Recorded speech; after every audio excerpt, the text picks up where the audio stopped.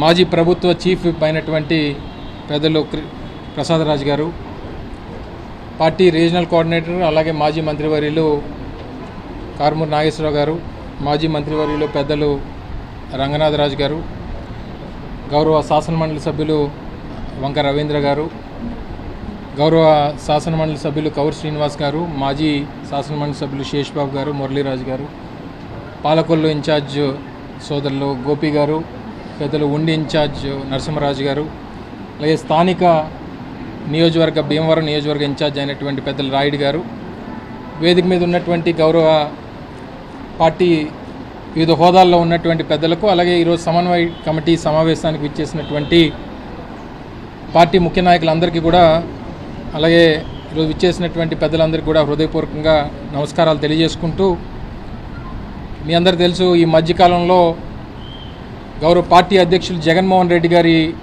ఆదేశాల మేరకు కొన్ని సంస్థాగతమైనటువంటి మార్పుల్ని పార్టీ చేసినటువంటి సందర్భాలు మీరు అందరూ కూడా చూసుంటారు.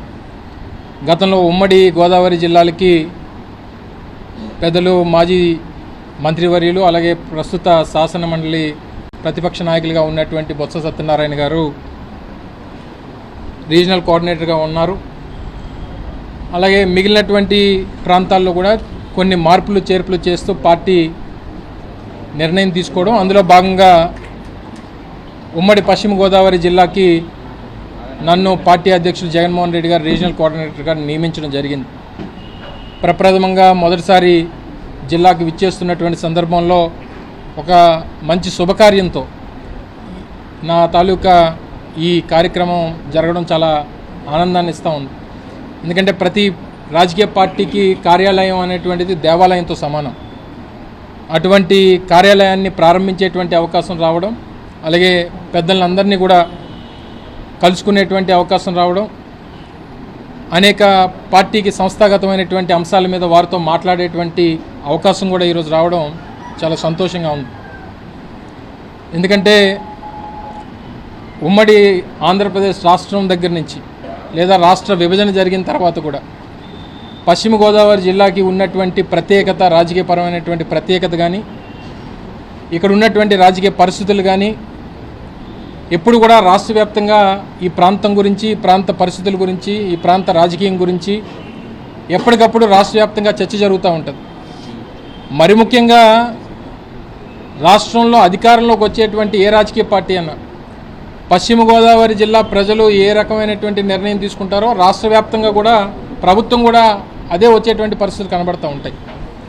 అది మీరు 2014లో చూసినా, గతంలో వైఎస్ఆర్ కాంగ్రెస్ పార్టీ అధికారంలోకి వచ్చినప్పుడు 2019లో చూసినా, లేదా మొన్న జరిగినటువంటి ఎన్నికలు చూసినా.